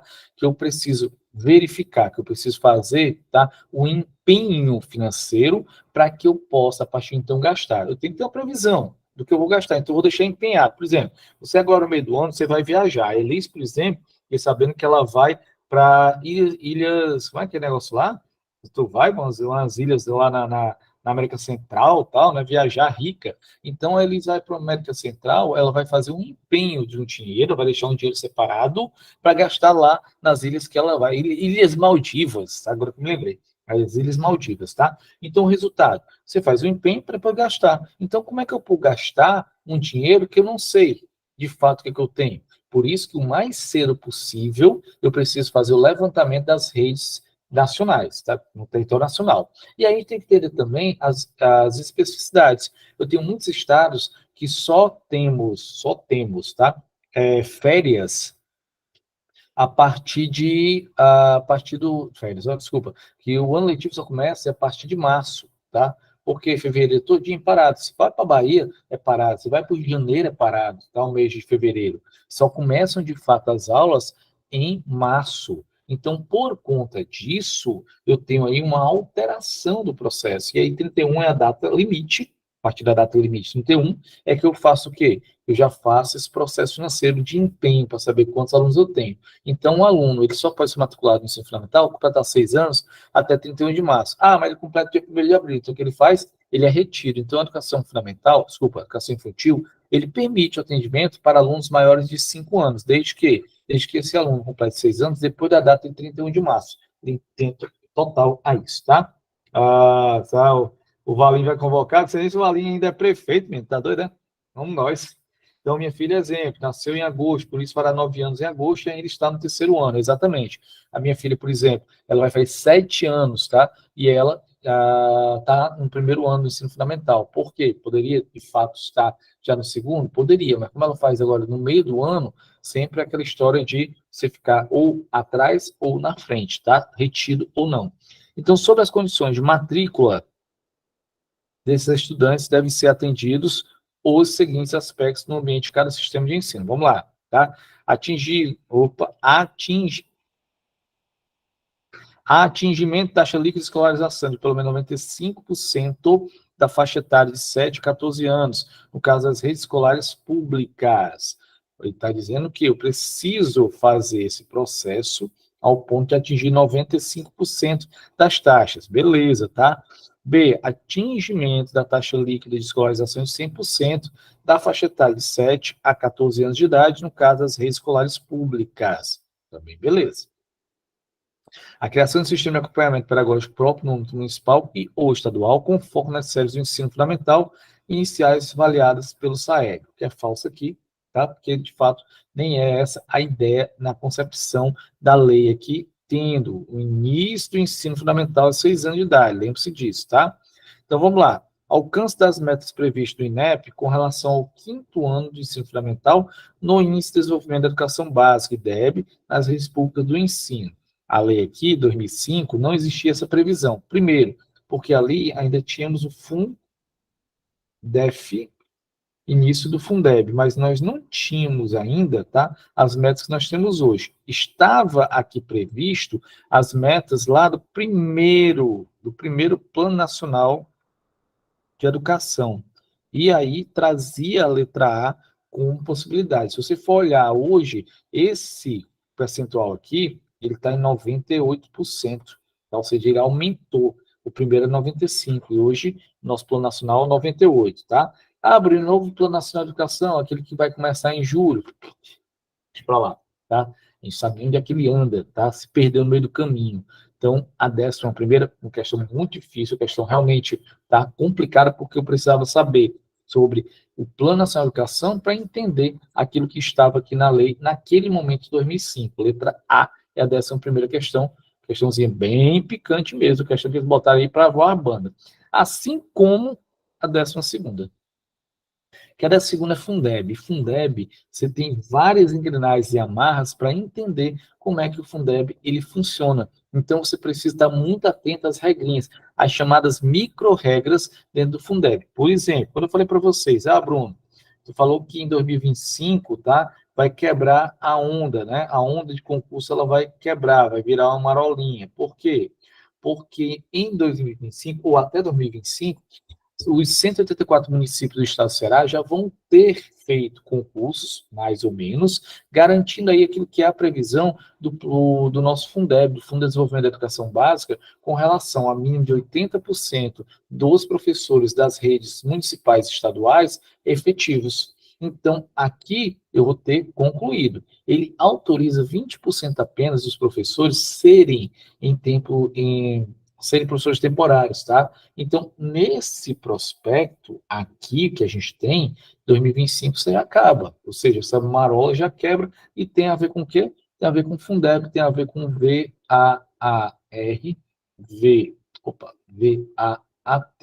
valor ano aluno real, ano aluno total dentro da educação. Então, vamos lá, tá? Para a gente ver aqui o que ele traz para a gente com relação à primeira questão, tá? Ele quer que a gente bote aqui, ó, as afirmativas, verdadeiro ou falso sobre o novo Fundeb, certo? Então, a gente vai dizer o quê? Ponto 1. Foram mantidos 27 fundos estaduais de natureza contábil. Beleza, verdade, tá? Nós temos 27. O Fundeb, lembrando sempre que o Fundeb, ele é um Fundo de Desenvolvimento da Educação Básica, ele é estadual. Ele é por estado, mais um Distrito Federal. Então, quando a gente tem o Fundeb, eu tenho essa caracterização. Eu tenho 26 estados e um Distrito Federal, que compõe aí o que a gente vai ter com relação ao Fundeb. É essa a natureza que a gente tem, 26 mais um, fato, tá? E nessa composição desses 27 estados, desses 27 processos, tá? Eu não tenho Fundeb municipal. As contas municipais são contas apenas para receber. E receber o quê, Bruno? Receber aquilo que é repassado pelo ente federado, estadual ou distrital. Então, eu não tenho conta municipal de Fundeb, senão para recebimento, tá? Ou seja, vem de cima para baixo. Então, vamos aqui. Com a mesma cesta de recursos e redistribuição de acordo com a matrícula presencial da educação básica pública, respeitado as áreas de atuação prioritárias dos entes federados. Também é verdadeiro, tá? Ele está dizendo aqui nas principais partes, olha aí. A redistribuição de acordo com a matrícula presencial, por quê? Porque é per capita, pelo número de alunos. É por isso que a gente faz tanta busca ativa. Por quê? Porque se a gente perde um aluno, é evadido, por exemplo, eu não recebo por esse aluno. Então, por isso, eu não posso perder nenhum aluno, eu preciso desse aluno garantido aqui dentro, tá? E dentro das áreas de atuação prioritárias. Como assim, Bruno? Bom, obviamente, por exemplo, eu tenho um aluno aqui, tá? De ensino médio, sendo que eu sou do município. Então, naturalmente, eu vou ter que primeiro receber com relação ao fundamental, ao infantil, por último, receber o do médio, tá? E outras também, como é que eu posso dizer? Modalidades que fazem parte, tá? Então, primeiro ponto aí, verdadeiro. Dois. A complementação da União, dos próximos 6 anos, crescerá dos 10% total para 23%. Verdadeiro, ó. Outra regrazinha com relação à Fundeb. Vamos lá. Quando a gente fala de Fundeb, a gente tem aqui uma alteração. São vários os pontos de alteração, mas esse aqui é muito legal, tá? Complementação. Complementação, salto de 10% para 23%. Sendo que isso aqui vai ser fatiado. 10% regra antiga, certo? 10,5% com relação à nova regra. Bruno, como assim nova regra? Tá? Porque anteriormente, na regra antiga, tá? Os 10% da complementação ele vinha da receita da União, ou seja, a própria União tinha que tirar do bolso para fazer essa complementação. A nova regra permite que esse valor aqui de 10,5% ele venha dos outros fundos que não são mexidos. Porque vamos lá, gente, vamos pensar comigo aqui, tá? Pela lógica do processo, lógico, tá? O que a gente tem? Cada um tem um fundo e a gente não pode pegar no fundo dos outros. Não é isso que a gente tem? Não é regra, tá? Cada um tem o seu fundo e que ninguém pega no fundo dos outros. Ou não? Ou na casa de vocês é diferente?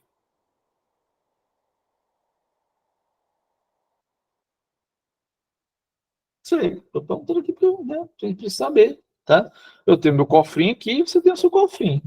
Então, cada um pega no seu cofrinho. Se eu pegar no cofrinho seu, você vai pegar no meu e não vai dar certo, sei lá, tá? Pode dar briga, né? Mãozada, dedada, sabacu. Então, é melhor a gente evitar que a galera pegue um nos cofrinhos dos outros. Então, basicamente é isso. Só que eu estou falando aqui na antiga regra. A nova regra permite que eu pegue no seu cofrinho. Então, eu posso meter a mão na sua poupança sem dor de cabeça nenhuma. Você mete a mão na minha poupança, também sem dor de cabeça nenhuma. E isso por quê? Porque nós fizemos um acordo, tá, interfederativo que aqueles Fundebs que não eram utilizados, eu poderia tirar para poder, a partir de então, aplicar dentro da complementação do Fundeb. Então, essa é a antiga regra, tá? Aliás, essa é a nova regra que agora eu posso utilizar o dinheiro advindo de contas de Fundeb que não era utilizado. Quem é que vai utilizar pela primeira vez o Fundeb? O Rio Grande do Sul. O Rio Grande do Sul, desde sei lá, do Fundef, nunca precisou de Fundeb. Por quê? Complementação, tá? Complementação ou de pegar nesse fundo. Porque sempre teve boa arrecadação, porque sempre conseguiu, com a própria arrecadação, fluir aquilo que a gente tinha dentro da rede. Então não precisava. Só que agora não. Infelizmente, com toda a situação, ela vai precisar uma recuperação financeira, ela vai pegar lá no Fundeb, tá? Então, beleza. Aí fica aqui, Bruno, 2,5%.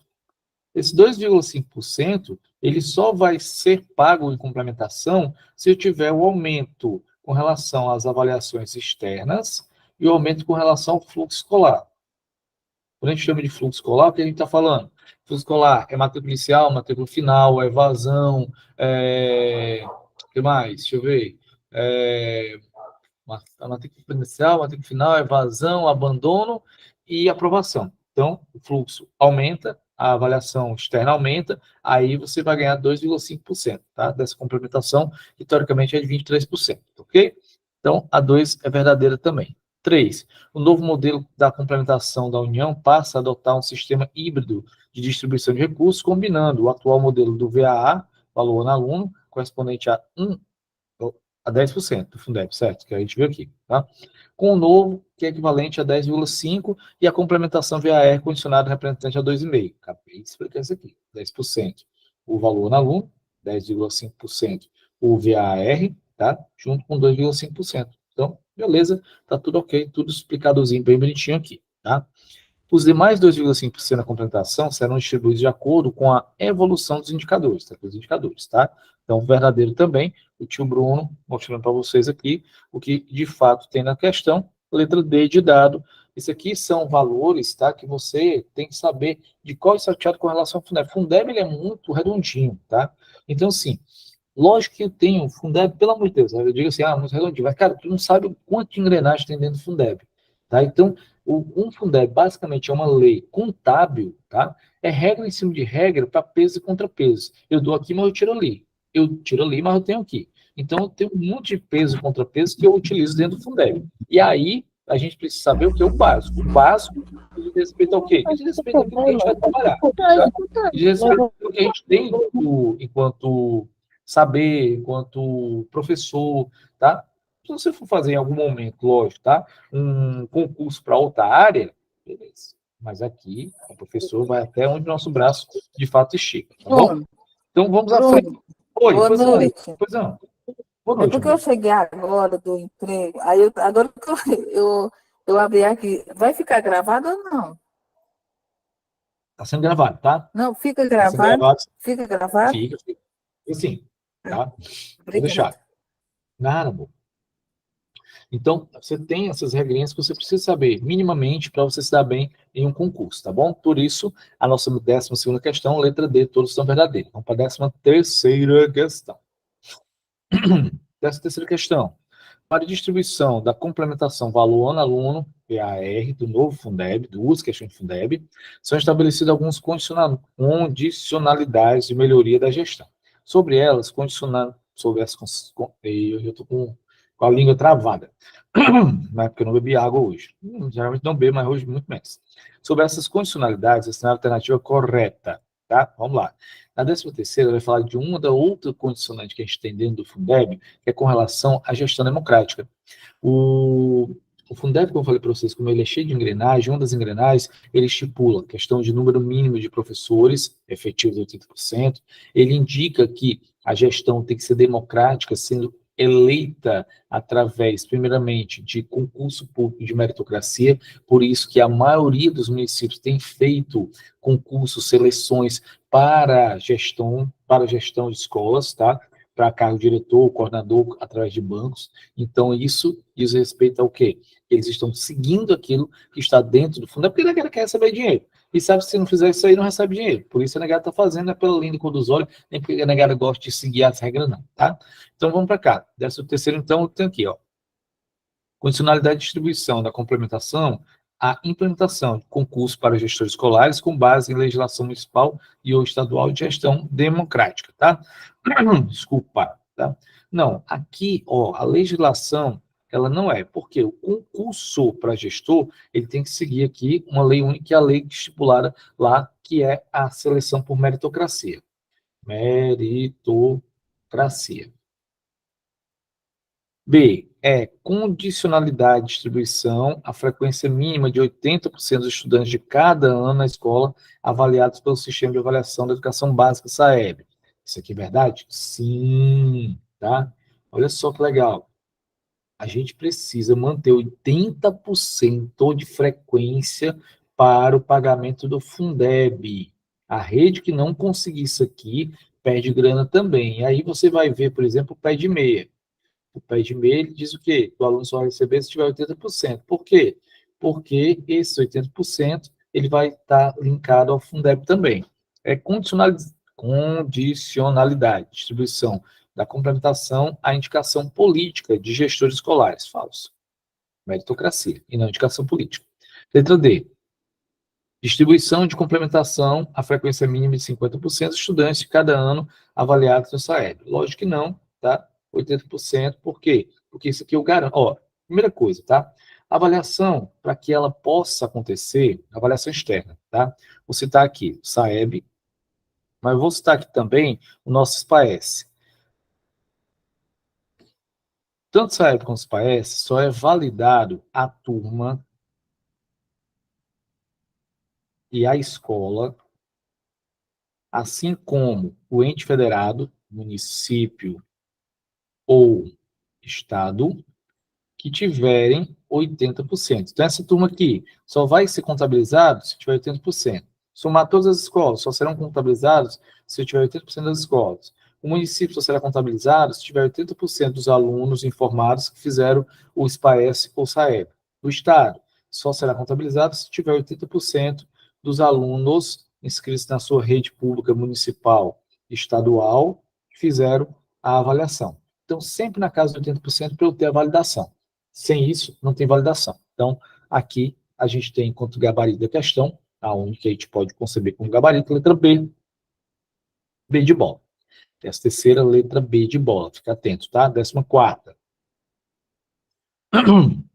Sobre as concepções filosóficas da supervisão escolar. Olha só, legal essa questão aqui, por quê? Porque é uma questão descontextualizada, tá? Por quê? Porque se eu estou fazendo prova para professor, eu não preciso necessariamente saber a ação do supervisor escolar. Primeiro, supervisor nem é um cargo que encontra-se dentro do organograma natural aqui da Escola Pública do Estado do Ceará. Eu não tenho supervisor escolar. O que eu tenho? Eu tenho diretor, coordenador escolar, às vezes eu tenho um coordenador financeiro, não é toda a rede que tem, tá? Mas não temos, em geral, a ideia do supervisor escolar, não. Mas vamos lá, né? Vamos ver aqui o que eles nos dizem com relação... Oi? Oi? Professor, essas questões são todas da prova de pedagogo, é? Isso, tá? Questões todas elas da parte da didática geral e pedagogo da Consupan, viu? Vocês têm ideia, como salgadinho. Tem questões aqui que são bem salgadas, tá? Nem sempre as questões elas vêm, que a gente chama de amarrar, né, cachorro com linguiça, não. Às vezes nem tanto, tá? Vamos para cá, para as questões aqui. Ó, supervisão autoritária, um tipo de supervisão, criativa, organísmica,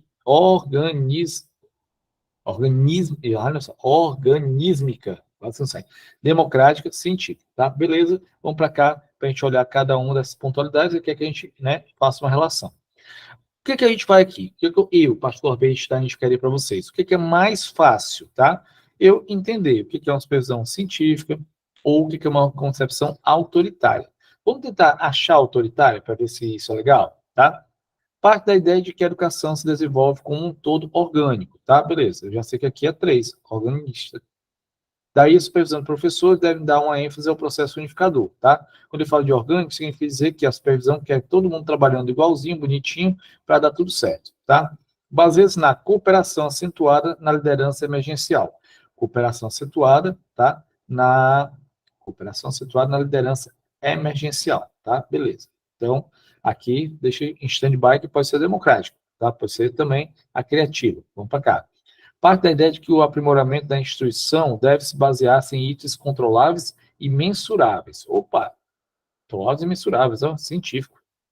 Concentra-se no indivíduo, não é diretiva, Não segue moldes e possibilita maneiras novas e originais de fazer as coisas. Maneiras novas e originais de fazer as coisas é criativa. 2. Conhecido como diretivo e administrativo, é favorável à organização de um programa de ações para o supervisor que esteja de acordo com um planejamento prévio, tá? E aí, a gente tem aqui, talvez, uma situação como a tradicional. Tá, beleza, vamos ver aqui. Eu sei que eu tenho a 3 e na 4 eu tenho a 2. Deixa eu ver aqui. A primeira 3, na quarta a 2. Olha aqui, já achei o caminho das pedras, tá? Então, veja que nem é tão difícil. Se você achasse essa primeira aqui, automaticamente, se você soubesse ler e você não tivesse medo, o que acontece também? É muito comum. Às vezes a gente pega uma questão, e aí o que acontece dessa questão? Você está aqui lendo esse, ó, um todo orgânico, tá? Aí tem organimista. Assim, eita, isso aqui é pegadinha, tá doido que ele vai me dar essa questão de graça, tá? Você pensa isso. Tem muita gente que desconfia de questões, tá? Só que quando você vai analisar, você vê que não está certinho, está bonitinho, tá? Pode confiar. Então, por isso que a nossa 14ª questão, ela é a letra C, tá? Adriana, tá como levantar alguma dúvida ou não? Para que ficou mesmo?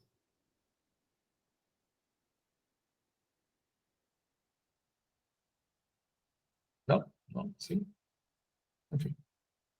Dúvidas aqui nessa questão? Acho que não, né? Acho que ela é bem enfática, vamos dizer assim, dá para a gente sacar direitinho ela, tá? Vamos para cá, vamos continuar com ela. Deixa eu só coisar aqui, porque eu acho que eu mexi no que estava quieto. Peraí. Pronto. Vamos lá. A próxima questão, 15ª questão. Vou ver o que a gente tem aqui, 15ª questão. Beleza. O Ministério da Integração Nacional, por meio da Professor, Oi, pois professor. não. A Pois não. 14ª, qual era a para marcar? Qual era a C? A letra C de casa, tá? Obrigado, viu? Nada. O Ministério da Integração Nacional, por meio da Superintendência de Desenvolvimento da Amazônia e da Diretoria de Planejamento e Articulação de Políticas, desenvolveu e aprovou em 2012 o Plano Regional de Desenvolvimento da Amazônia, PRDA. Esse plano apresenta um conjunto de desafios, programas e objetivos estipulados a nível nacional para o desenvolvimento da Amazônia. Dentre os desafios, destaca-se o número 04, promover a inclusão social e produtiva da Amazônia. Nesse sentido, o documento apresenta o programa, o Destino à Educação, 11 destinos à educação e de responsabilidade do Ministério da Educação, que tem como propósito formar recursos humanísticos da Amazônia Legal para atendimento às demandas do desenvolvimento social, econômico e ambiental da região. Sobre os objetivos desse projeto, marque V ou falso, tá? Você vê que, por exemplo, gente, olha, de boa, é uma questão extremamente contestável. Por quê? Porque você não precisa saber sobre um programa que ele, de fato, versa sobre a Amazônia, tá? Não é propósito. Então, aqui, dessa questão, ela é uma questão extremamente, como é que eu posso dizer, contestável, sim, tá? Ela tem contestação, você, lógico, né? A gente vai fazer aqui, vou trazer para vocês o caminho das pedras, mas, assim, você não tinha no edital essa situação. Reduzir o analfabetismo da região, garantindo a universalização do acesso e permanência da conclusão da educação básica de qualidade. Tá? É verdadeiro porque isso aqui está em consonância com todas as educações, com todas as normas e as diretrizes de educação. Tá? promover a conservação e uso sustentável de ambientes singulares e dar alta relevância para a biodiversidade e garantir a representatividade dos ecossistemas amazônicos por meio da ampliação e consolidação do Sistema Nacional de Unidades de Conservação e de outras áreas protegidas, tá? Falso aqui, tá? Principalmente por conta do uso da conservação, promover a conservação, e não é conservação, é preservação, tá? Por isso, o termo aqui ele é equivocado. Expandir, interiorizar, democratizar, qualificar a oferta de curso de educação profissional, tecnológica superior, considerando os arranjos produtivos locais. Verdadeiro. No último, transformar a educação ambiental em disciplina obrigatória do currículo de ensino fundamental e médio. Falso. Termo transversal. Transversal. Mas, mais uma vez falando, tá? Não tinha por que estar aqui, né? Você não é da Amazônia, nós não estamos fazendo nenhum tipo de trabalho com vista a isso, então, muito, muito complicado. Dá para você fazer? Dá. Dá para você saber, por exemplo, essa aqui é a primeira. Se era a primeira verdadeira, você já mata aqui, tá? Por quê? Porque você sabe que tudo é verdadeiro, tá? E aqui, quando eu coloco em transformar, eu também já mato aqui, ó. Tem um falso aqui, tem um falso aqui, tá? Então, você ia brigar aqui nessas duas para saber qual era verdadeiro, qual era falso, no caso, aqui na sequência, a letra D de dado, tá? Na 16ª questão, no desenvolvimento da educação brasileira atualmente, foi acrescentado nos quesitos de legislação fundamental e procedimentos de educação básica o imperativo de que o controle educacional seja feito pelas instituições públicas instituídas. Considerando que a história da humanidade está interligada à educação, entende-se que a escola surgiu a partir de uma necessidade social. Beleza. A ação alternativa que apresenta o pensamento filosófico compreendido pela educação. Show. Educação o quê? Tá? O que ele quer dizer com essa vista educação? É uma educação primitiva, tá? É uma educação oriental que a gente utiliza? É uma educação tradicional? Não, tá? A nossa educação é uma educação que vem dos gregos. Você tem, por exemplo, tá? A pedagogia, que é exatamente um nome grego, tá? Pedagogia ou paiagogos, ou seja, aquele que conduz a educação, tá? Então, dentro da ideia da pedagogia, você tem outros nomes também, como, por exemplo, a própria didática. A didática também é oriunda dos gregos, tá? O didai, ou seja, tá? O pensar sobre a educação. Por isso aqui sempre a educação ela vai ter, enquanto pensamento filosófico, a gente vem com relação à educação filosófica, mas é uma questãozinha mal construída, viu? A questão ela te induz ao erro a partir do momento que ela não é clara daquilo que ela quer. Poderia que, pelo menos no comando da questão, ser um pouco mais claro com vocês, e aí 16ª, letra D, porém, fica aqui a minha contestação. Vamos lá. A educação formal brasileira iniciou no período brasileiro colonial, com a chegada dos jesuítas em 1549, sob a orientação do padre Manuel da Nóbrega, tornando assim os responsáveis pela instrução e catequização dos povos portugueses. Considerando que nessa época o Marquês de Pombal liderava com a implementação da reforma pombalina, assinala a alternativa que confirma que foi determinado com o objetivo central desse governo. Por partes, o cara construiu uma questão aqui que não diz alho com um galho nenhum. Vamos lá, de novo, para ver se eu não estou errado aqui na minha conclusão. A educação formal brasileira iniciou no período brasileiro do Brasil colônia, com a chegada dos jesuítas em 1549, sob a orientação do padre Manuel da Nóbrega, tornando assim os responsáveis pela instrução e catequização dos povos portugueses. Ponto. Considerando que nessa época, quando ele fala que nessa época, eu vou subentender que o Marquês de Pombal, ele era desse período aqui, tá? E aí você pode ser conduzido a um erro. Mas quando ele fala nessa época, ele está falando do Brasil colônia como um todo, tá?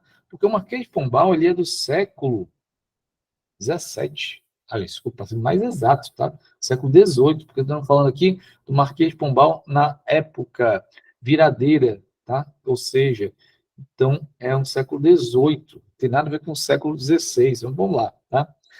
Pombal liderava a implementação de uma reforma pombalina que, assinado alternativo, confirma que foi determinado. Bom, com a reforma pombalina, você vai ter aqui, tá? A implementação de vamos dizer assim, de um ensino laico. Por que, Bruno? Que a implementação de um ensino laico? Porque com essa reforma pombalina, os nossos amigos jesuítas, eles são expulsos, porque, teoricamente, eles desviavam dinheiro da coroa portuguesa, tá? E aí eles são expulsos, passando o Brasil, então, a pouca educação que tinha através de jesuítas, ser agora uma educação zero, ou seja, uma educação agora na mão do que a gente vai chamar de leigos, são as pessoas que não eram preparadas, que não eram oriundas da igreja. Por isso, a letra C de casa é o único trabalho da questão, uma questãozinha também, mais uma vez, poderia ser melhor elaborada. Vamos lá. A educação é entendida como uma construção coletiva de produção de conhecimento, da ação social, buscando intencionalidade, sentido e significados, diálogo e instrução, e perpassa por todas as práticas sociais. No artigo 10 da educação, abrange, 10 da educação, artigo, acho que é 10. No artigo 1º, no artigo 1º da educação, abrange os processos formativos de conhecimento, considerando que a educação está presente em toda a sociedade, que o sujeito recebe informações constitutivas e transformadoras, a sinal alternativo define os tipos de educação no meio da sociedade. Legal, tá? Muito bem. Quem já é nosso aluno sabe que a gente sempre, quando fala de educação, principalmente educação no âmbito das legislações, tá? Deixa eu escrever direito, não é porque o dedo está quebrado que eu não posso escrever direito, não. No âmbito da educação, eu tenho uma educação aqui, que ela pode ser formal. Quando eu falo de formal, eu estou falando de educação escolar. Ela é informal e ela é não formal. Então, dito isso, na 18ª, só tem a letra B. Não tem para onde você correr, não, tá? Você pode espernear. Só tem esses 3 tipos de educação: formal, informal e não formal. Por isso, letra B. 19ª, tá? A Lei de Diretrizes Básicas da Educação, que é aquilo que está instituído na Lei 9394/96, considerando o texto, assinale qual das alternativas abaixo compreende a forma de organização desse sistema de ensino, que, na verdade, é o sistema brasileiro regulado pela Constituição, tá? Vamos lá. Que tipo de sistema é esse, tá? Pelo considerado na questão, aquilo que ele está colocando está passando um pouquinho, né, ao largo, tá? Mas vamos lá, a gente vai entender o quê? Olha, dentro do sistema de ensino, a gente leva em consideração os processos que eles estão, aspectos estáveis, harmoniosos e dinâmicos, tá? É isso que está dentro da questão na Lei de Diretrizes, Constituição Federal e Lei de Diretrizes, tá certo? Vamos lá. O sistema brasileiro é regulamentado pela Constituição Federal e a Lei de Diretrizes Básicas são instituído. Considerando o contexto, sinale qual das alternativas abaixo compreende a forma de organização desse sistema de ensino. Beleza, tá? Então, mais uma vez aqui, estáveis, harmoniosos e dinâmicos. Beleza, tá? A letra B. Na 20ª questão, última dessa noite, sobre o Plano Nacional de Educação, assinale a pressão correta. Só isso, tá? O Sistema Nacional de Educação pode ser redefinido ou definido como uma unidade de vários elementos intencionais, formando assim um conjunto coerente e operante de sistemas educacionais do país. O Sistema Nacional de Educação, sim, compreende todas as unidades, todas as federações, todos os municípios, todo o Distrito Federal, que estão intimamente ligados à formação da educação formal, ser formal, tá? B. Confederação Nacional de Educação é o órgão responsável pela construção do Sistema Nacional de Educação. Não é não, tá? Quem é esse aqui? Vai ser o Conselho Nacional de Educação. O Sistema Nacional de Educação é a identidade de um país. Falso é a organização, ou seja, o coletivo dessas unidades. Não foi acertado o encaminhamento da organização da Confederação Nacional de Educação ao articular, no tema central, a questão da construção do Sistema Nacional de Educação. Falso, porque foi acertado sim, tá? Eu tenho encaminhamentos de como é que a gente vai fazer isso, inclusive com a União sendo a condutora do processo. Por isso, a letra A, 20ª questão, é a última do nosso simuladão de hoje, tá, meus amores? Muito obrigado pela presença de todos. O item 19 é o item B de bola, tá? Cristiane, por favor, fica à vontade.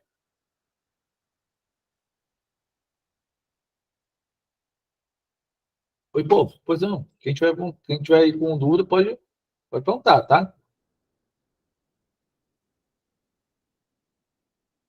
Dúvidas? Você pode mandar o gabarito das primeiras questões, porque eu não consegui acompanhar. Posso sim. Deixa eu colocar aqui de novo, replicar ela, tá? Aqui. Só a primeira é a letra Aqui, letra D. Tá? D de dado. D? D, né? Isso. Bom, aqui no chat, tá? Ah, Primeiro tá D de certo. dado, 2A, tá tudo direitinho, tá? Obrigada. Pronto. Beleza, tá?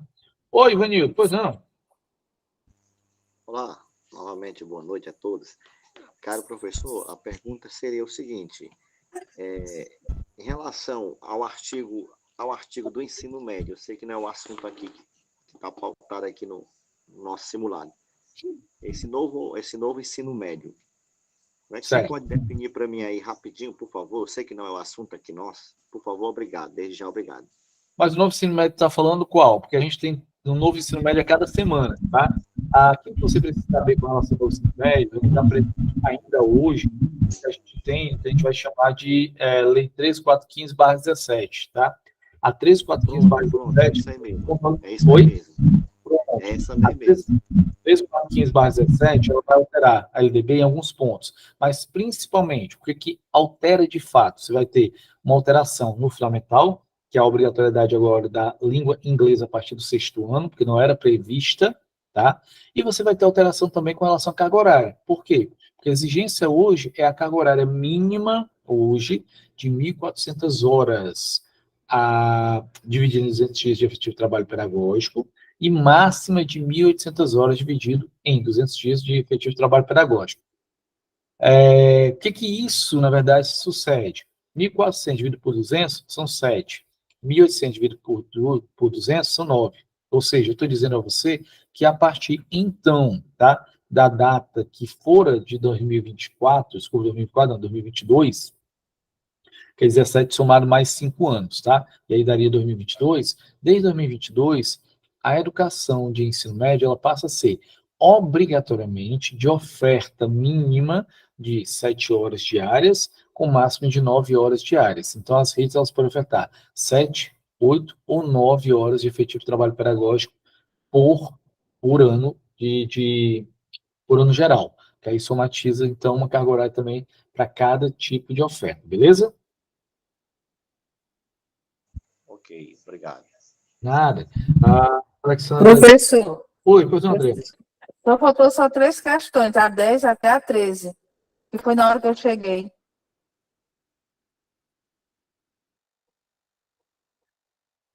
A décima, 11ª, a 12ª, a 13ª. Eu já cheguei atrasado, que eu estava na missa, aí eu não acompanhei.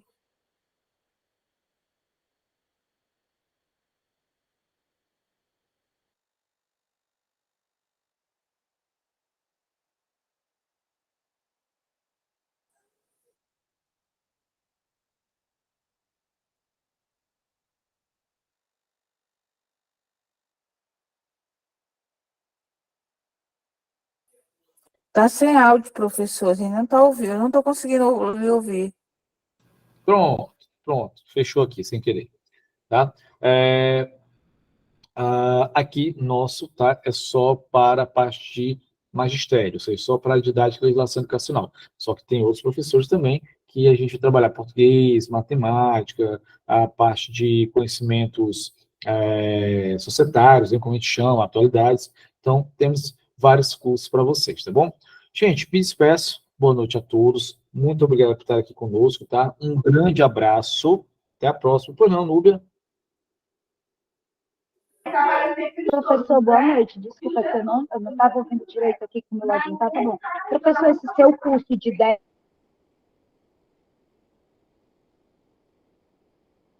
Cortou no meu. Professor, esse seu curso das 10 aulas de didática e legislação, inicia-se quando? Pronto, eles vão marcar com vocês, tá? Só ficar no grupo da gente, do IB, que eles vão entrar em contato com vocês e aí vão marcar para a gente começar o mais rápido possível, tá certo? Professor, esse a gente vai ter informações no grupo, que foi colocado aqui? Exatamente, tá bom? Tá bem. Tá. Vai informar valor, quando inicia, é isso? Isso, eles dão todos os informes lá, direitinho. Já sou sua aluna. Professor, faltou só essa da 10ª, a 11ª, até a 13ª, que eu não acompanhei aqui. Aqui, ó. Botei aqui, ó. Ah, coloquei? Tá certo. Tá no chat aqui, ó, fixado, tá? Certo. Pronto, eu vou fazer o curso do senhor, eu vi. A moça me postou, muito legal, viu? Que massa, gente. Que bom que vocês gostaram. Grande abraço a vocês. Tudo de bom. Boa noite. Assim, boa noite.